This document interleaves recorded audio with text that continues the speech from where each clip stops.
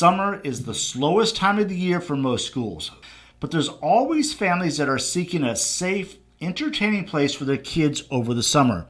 These are parents that are going back to work and somebody's got to watch their kids during the day. Summer camp students pay 3 to 5 times the tuition of a regular monthly martial arts students.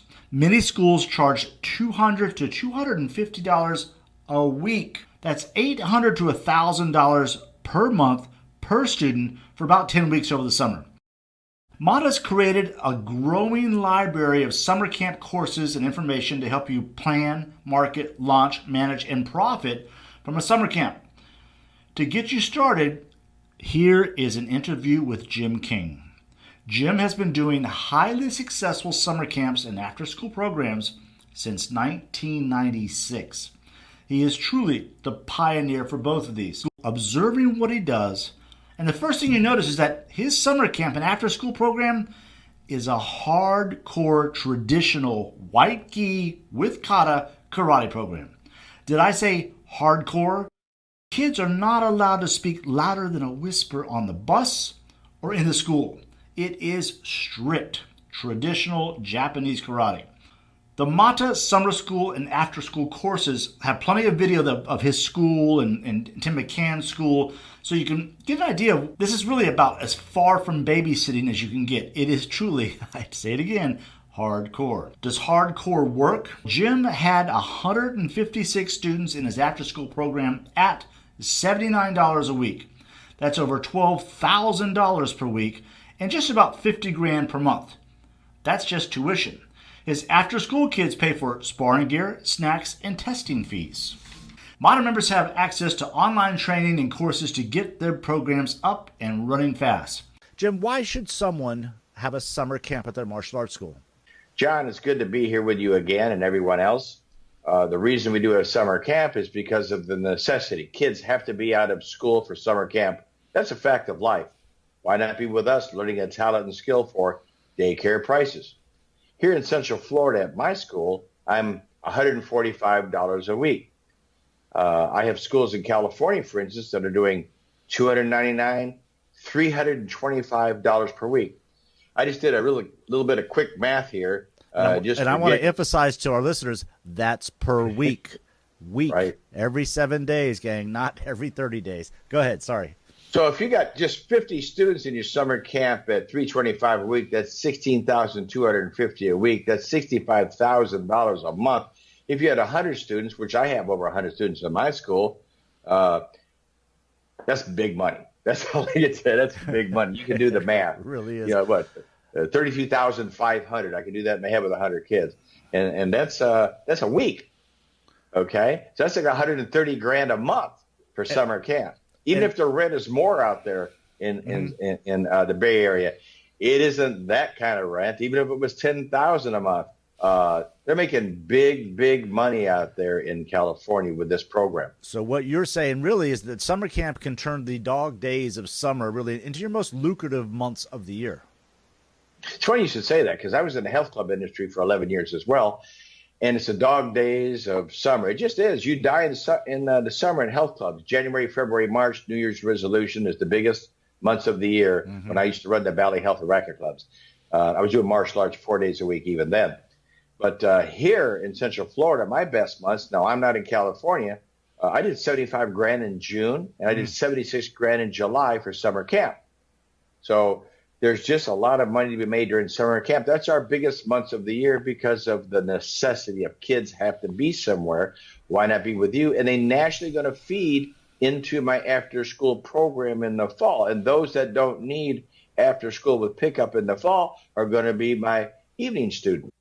To be clear, let's define exactly what is a summer camp.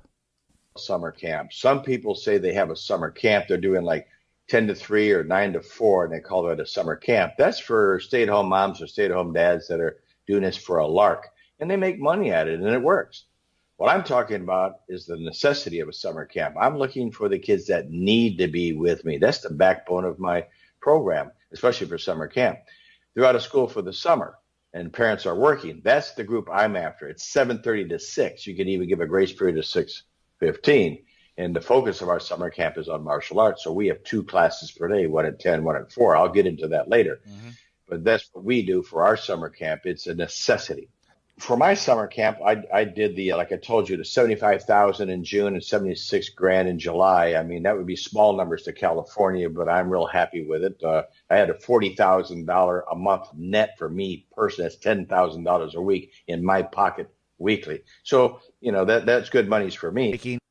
It's the middle of April. What should school owners be doing right now to plan for their summer camp? There's time to do it. I've started people even closer to summer camp, and I started doing my preparations in February. Okay, but there's time to do it right now. You're 8 weeks out for most people. All right, even more up north. Set a starting date, especially if you already have a school. And I know some people, you and I both know, are getting ready to start to open a school. Okay, but set a starting date. And put it on all your windows in the school and a door on the way out. You can put it on the east so let everybody know when it's going to start. Try to get if it's a current student, you won't need a registration fee, but get their first week to hold their spot so you know what's coming, okay? And Is that refundable by chance? If you're a current student, sure. Mm-hmm. Okay. Sure, I'm not going to burn any bridges. Sure, we're not tough on our gotcha. People. The next thing I would do would be establish a rate. You need to know what you're going to charge. Then I'm going to get into conversions because that makes sense. If you have set a rate, the first thing to do is call like 3 daycares in your area, like KinderCare, La Petite. They're chains and gold standards. There's also Happy Faces, Kids Are Kids, and then Star Child or what have you. But you want to be near the highest, but not over it, in my opinion. If they're a 10, you want to be a 9 because, as we previously discussed, with your test fees and your extra uniforms and your snacks, because they give them in daycare, all that adds up. By the end of the year and buying your pads, you're going to be an 11 by the end of the year. Understood. Per week. Okay. So establish a rate by calling the daycares, and like I'm $145 a week. Most people in this area are $150 a week. Plus they charge for field trips. I offer more, and I give that in my phone conversation. I'm week to week, ma'am, no contract. If you're not here a week, you don't pay like KinderCare, what you're comparing me to. Plus, mine includes the field trips, and theirs doesn't. They're charging $150 a week or $160 a week plus field trips. It turns out to $185 to $215 a week. I'm $145 a week, and it includes 2 field trips. Plus, I teach 2 classes per day. That's where we take over. And obviously, you know how to sell that. Exercise, discipline, respect, manners, self-defense. Our product is really self-esteem, like Cub Scouts and Boy Scouts. That's what we sell. The next thing to do is to have a conversion rate. You have evening students who may not need after school. Okay, because parents get home 3:30, 4 o'clock, so they don't necessarily need after school. So they come here at night for my evening class at 6, but they need summer camp all summer. Okay, so let's say I'll do this in my head. I charge more than this per month, but let's say it's $100 a month. They're paying on a contract. Let's say it's a 1-year contract. For your regular standard martial arts evening class. Regular 6-month or 1-year membership, which here is like $139. Okay, but let's say it's $100. Okay, because you can divide by 4, that's $25 a week is what they're really paying you. You're going to leave that contract alone if it's with a billing company or whatever, if you're doing that, and let it keep going and stay in effect. Now they're going to pay you the difference of your summer camp. If I'm $145 a week and they're paying $100 a month, they're paying me $25 a week. Take 25 from that 45, what's that, 120? 120 a week they're going to be paying me? Sure. So they're going to pay me $120 a week for every week they're here. Some people might just want their kid during the evening program to come here 1 or 2 weeks here just for giggles, okay, and doing other things, but they're still in my nighttime program.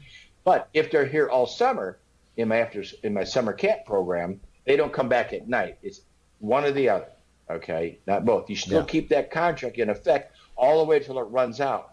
Now, if at the end of the summer the contract's still in effect, but they want to do after-school program, you would do the same thing. You subsidize your after-school program by taking that monthly program, whatever the rate is, divide by 4, subtract that from your weekly fee, whatever that's going to be after you establish a rate by shopping your market. If it expires and they want to go into your after-school program now because they changed their work hours or changed their job and they need it, now you don't re-sign them on the contract. You just put them on new paperwork on the after-school program, which is week to week, like my summer camp is week to week, and you charge them full price, no more subsidy. So in terms of what should schools be doing right now, we want to set a date. We want to call around and get an idea of what the established after school or summer camps locally are charging and just undercut them a little bit. Develop a conversion rate for your current students that want to participate in summer camp. You essentially deduct the regular tuition from your summer camp fee. How do you structure a typical summer camp day? The structure of class, the way I do it, I have a class every morning. John, you've taught for many years. The worst thing you can do with kids is have downtime, sitting on the ground doing nothing. You're hitting the kid next to them or what have you, or disrupting the class or whatever. Entertaining children. And I have large groups, 130, 40, 50, 60, 70 kids here at one time. You've seen my school. So, and you've seen how well structured it is, too. They're not out of control. You can hear yourself talk in my office, even with that many kids out on the floor. And I'm saying that because I call some schools, it sounds like I'm calling kindergarten. It's just a din. It is remarkable. I wouldn't still be in the martial arts doing this for 27 years, and I'm still standing, okay, because we train our children, okay? If I can train my little doggies to do things, to sit and lie down and be quiet, I can certainly train a 5-year-old to do it. You just explain to them what the expectations are and follow through. It's not hard. So I have a class every morning, 10 to 11. We have a curriculum. Then I have another class in the afternoon, normally 4 to 5, like after school, but during the summer I do it 3:30 to 4:30. Now, a little caveat to that. We do field trips during the summer. I used to do 10 classes a week and then still get them ready to go on a field trip and get them all ready to get them out. So the days they're going on field trips, I only have one class. So we do our field trip on Tuesday and Friday. On Tuesday we go swimming. We take them all swimming at one time. So we have the whole park to ourselves, the whole pool to ourselves with lifeguards and my staff. There's a kiddie pool for non-swimmers and a big pool for swimmers. So we'll have one class in the morning and go on a field trip, or probably we'll have the class in the afternoon on the swimming day. The opposite of that is true on Friday. We do our other big field trip at the end of the week. They all look forward to that. We're going bowling, we're going roller skating, we're going to Monkey Joe's bounce house room where they have jump houses. We go to the movies at our big Cineplex here. They have 12 theaters. It's big first-run movies, not dollar movies that people have seen over in the bad area of town. We're getting first-run movies, and I get a rate on that because I call the corporation, and we get a rate. We rent the whole theater. So nobody's in that theater but us. If they go to a restroom, they raise their hand, they leave with an instructor and come back. And I stress this on the phone call, too. We go only on local, safe, fun field trips. We're not going to Wet and Wild. Nothing wrong with that. We're not going to SeaWorld or Disney World or the Kennedy Space Center. It's too far from home. Too many other people are there. I can't control it. Yes. I want control at all times. Okay, we have more than enough staff. And I'll tell you what, at the bowling alley, for instance, we're the only outside entity that has a brochure rack in that bowling alley because, number one, we bring them money, a lot of money. Number two, we bring them a lot of money. Maybe you do it 2 or 3 times over the summer because kids love bowling. They're active. They get up to do something. But I'll bring in 100-plus kids there. You can hear ourselves speak, like right now. They're all lined up in their camp T-shirts along the back wall. Not one word. When they go up to get their shoes, 5 kids go up there. It's please and thank you. Okay, now while they're bowling, they can be little kids. Sure. But entering the bowling alley or leaving the bowling alley, it's quiet. I've seen as many as 17 kids there with a child care with 2 women just yelling, and it's just out of control. They don't have a brochure rack in there. Let me tell you this.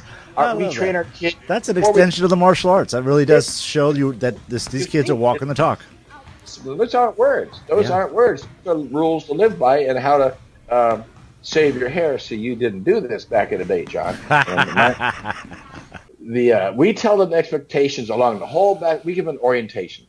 We go all the way down. We talk right to them, get in their faces, just like Super Nanny. We give them the expectations, and this is how we're going to act, and this is what we're going to do, and this is how we're going to do it on the way there. This is how we're going to do it on the way back. This is how we're going to act while we're there. I've seen other martial arts schools at the bounce house places out of control, and their teachers are on their phones texting and chewing gum, which is a no-no in the bowling alley and the bounce house. And it's just out of control. I don't know what they're doing. They're not one of my licensees. Definitely. But we tell them they're not even going to talk on the vans or buses. They can whisper. Okay? They don't do that. If the bus driver has to turn around and say, be quiet, please, he's already distracted. He's got to look around. He might have 30, 40, 50, 60 kids on a bus. I've driven behind a county school bus I can watch the kids jumping in their seats, which is intolerated. I see them go across the aisle to another seat, what have you. I've had kids wave at me out the back of the bus, and they think that's really cute. Okay, the bus driver's in La La Land driving along. Same with child care centers with seatbelts. Their kids are out of control. You won't last in this business if you have large number of kids like I do, and you're going to do it for a quarter of a century like I have. Mm-hmm. I'm moving into the next quarter century, unless you have disciplined, trained children. People are going to want to quit. Your teachers, your bus drivers aren't going to want to deal with screaming and yelling at kids on the bus. So we don't have that, John. So if you nip it in the bud with your after-school orientation or your summer camp orientation, how you're going to be on the bus. And I have monitors like we did in school on my buses, also known as snitches. And they let me know who's doing what. They take names when they come in. There's consequences. You'll lose playtime. You'll have writing to do. I will not talk or play on the bus. We do that, and all the kids know it. We follow through. So they know what the expectations are. And my kids are extremely well disciplined. As you know, Tim came over to my school and saw my school. He just couldn't believe it. I said, no, I can't believe that you have to come over here to see how it's done. So he learned, and he moved on. I learn all the time, too. My brother Jim's comment when he saw all the kids in class, but you couldn't hear all the kids in class because it was so quiet. He turned to me and said, "This will not drive you nuts." I thought it was such an interesting statement. This will not drive you nuts. 2000, when I had 177 kids here with 8 teachers on the floor. That's back when I used to teach on the floor with my wife. She's still out there. Doesn't have to be, but she likes doing it. Yeah, I'm running the business and other businesses and what have you. What about transportation? Consider as soon as you can not using your own personal vehicles and using a van or multiple vans or a bus, and get commercial insurance, whether it's Geico or Progressive like I use. I have 7 vehicles. I keep one in the rear, so I use 6 vehicles. Consider separating church from state completely by doing that with your transportation company. Set it up as a separate LLC. That's not hard to do. You can even do it online. I went to the bank, got a separate checking account for TASMA LLC Transportation, and my parents, I have paperwork. They contract separately with this transportation company. I don't commingle the corporate funds for various reasons. This isn't for any other reason for me than for liability and for write-offs, okay? I have a separate gas card for my buses, a fuel card. I have a separate checking account. I pay the drivers that work for me. I told you it started at $150 a week. Now they're $175 a week for a couple hours in the afternoon. Perfect part-time job for somebody. Ex-county bus driver or a mom that has a CDL or what have you. You don't need a CDL for vans, but you do for the buses. Okay, and DOT certification for your buses, Department of Transportation, and background checks, level 2, on everybody that comes in contact with a kid, the children. But I separate the two for liability and for write-offs at the end of the year. Now, in some areas, even here in Florida, and I think your county over there, Pinellas County, is one of the few places in the whole United States. They have their own separate government. There's 67 counties in the state of Florida. 61 are run from Tallahassee. 6 have to beat those codes under 65C 22.008, and they have to meet that or surpass that, and that's what they do in Pinellas County, where the code says for the rest of us there'll be no transportation, for the purposes of field trips, a first party or second party or third party during the calendar school year for after school. You can't provide transportation, period. They took all that out, put a period there. So there you have to outsource. And you can own that transportation company, so you can just incorporate or make a separate LLC for your van or vans or your buses like I have people do over there. Have your parents contract with it separately. That's how I do it. A lot of people use their instructors to drive. You can do that too, okay, and they're on your payroll. You can either not pay them for that time they're on there to keep it completely separate, or pay them out a separate account, okay? You've worked 2 jobs before, so have I. I've worked 3. So you can do that. But I personally have professional drivers doing it. That's the way I want to do it because I have so many kids here. I want my instructors in here because as one bus drops off, Bear Lake alone, we have 35 kids from one school. They drop off. Who's on the floor? I have a couple of instructors out there, okay? As more kids get here, my instructors come on, overlapping staff for hours work, just like I do during summer camp. If you're there 7:30 to 6 o'clock during summer camp, you don't need 3, 4, 5, 6, 7 instructors on at 7:30 in the morning. I have two. One to greet people, one on the floor. As more kids get in by 9:30, I have 3 or 4. By 10 o'clock when the first class starts, I'll have 6, 7 instructors on the floor. Okay? And then when it comes time to lunch, who came in first leaves first, etc. Same with after the afternoon class, 4 to 5. After 5, whoever came in first goes home first. Some people do that and come back, or they're salaried, so they work full time. So you have to overlap your staff so you don't burn them out. Plus, you are going to be paying overtime, and you want to operate legally at all times. I even have a couple of 17-year-olds that are black belts now that are assistant instructors. They're in the payroll. I pay everybody. I don't do any trade out at all with instructors. Everybody's on payroll, and 14, 15, 16, 17-year-olds are allowed to work so many hours per week. Okay, so they have to be part-time. So I 1099 them at the end of the year. But I just like my bus drivers. They're not employees of American Flight Academy. They're 1099 on my TASMA LLC transportation company, and I pay them. It's up for them to do their taxes. I give them their 1099 at the end of the year. Shows them what they earned and what have you. They can be complex. How do you manage field trips?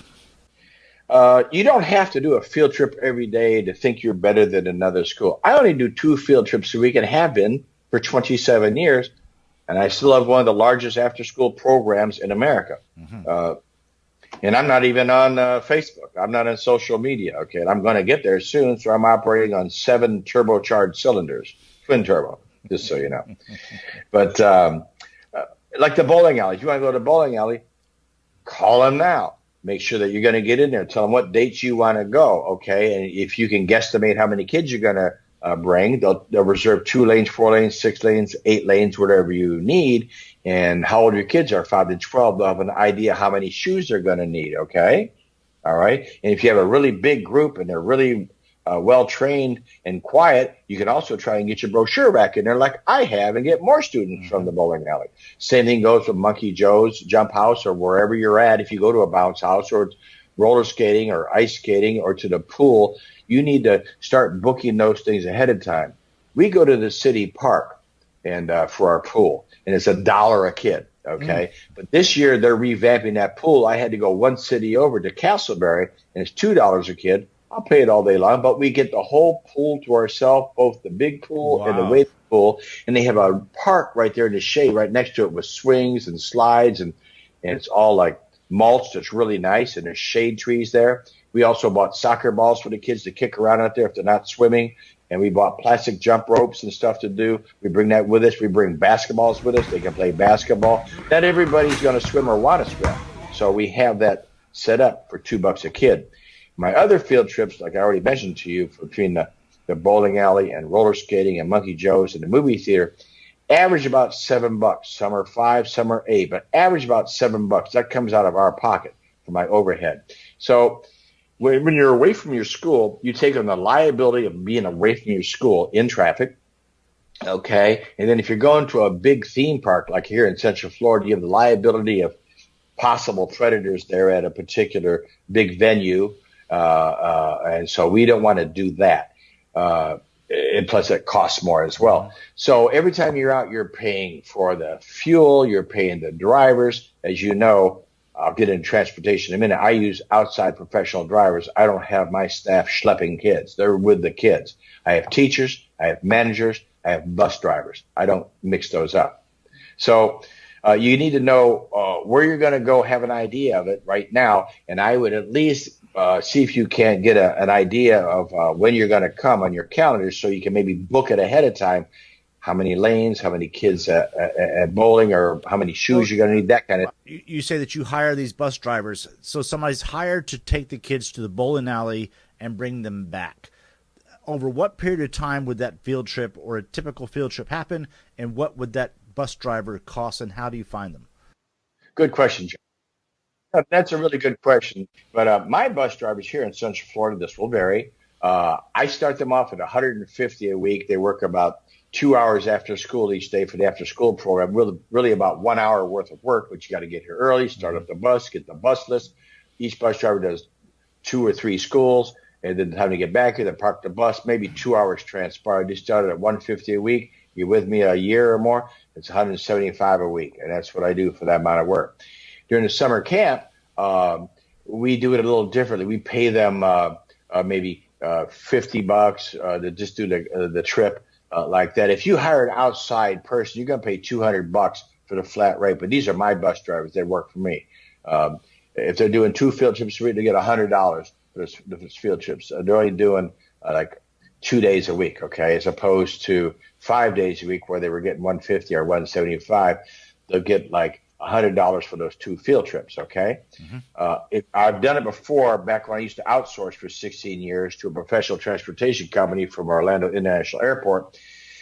And when I hired them, I originally talked to them, I want to hire you for my summer camp. Well, what do you charge? And it was $200 flat rate. It's about 2 hours, John. A field trip's about 2 hours, okay? They park the bus either there at the site or go to maybe a shopping mall right there outside of it and park it in the outside parking lot, maybe read a book or something, okay? And then they come back and pick us up. If you can imagine an iceberg and summer camps, that was really the tip of the iceberg into the amount of material that we have on running a successful summer camp on the MATA site. So be sure and log in and take full advantage of that. And we have an equally large library on after-school programs, which we'll dive into next week.